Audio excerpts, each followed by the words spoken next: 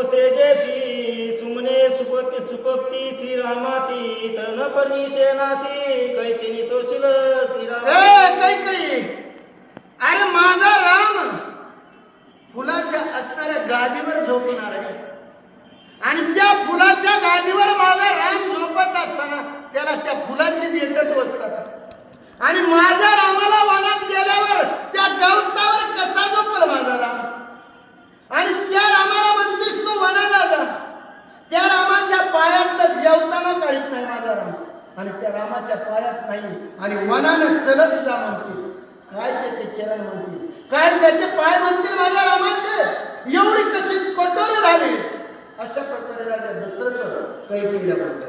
पंचामृत हाती चोकटे सेविता श्रीरामाचे मन मिटे त्यासी तिकट आंबट तुरटे फळे मुळे कडवटे केवी खाये.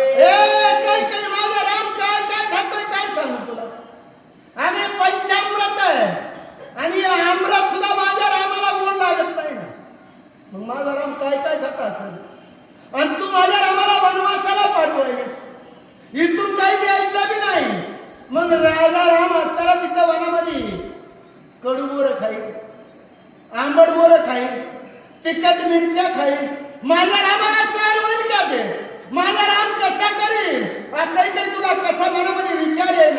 अशा प्रकारचे राजा दशरथ कैकेयीला म्हणतात. सेना प्रधान सेवक आप्त तेनेसी विचारे श्री रघुनाथ तो एकला वनात 14 वर्षे केली राहे. काही अगं माझा राम किती सैन्यामध्ये आहे, सौंदर्यामध्ये आहे. हे सर्व असणारे सेनापती माझ्या रामाच्या भोवती आहे.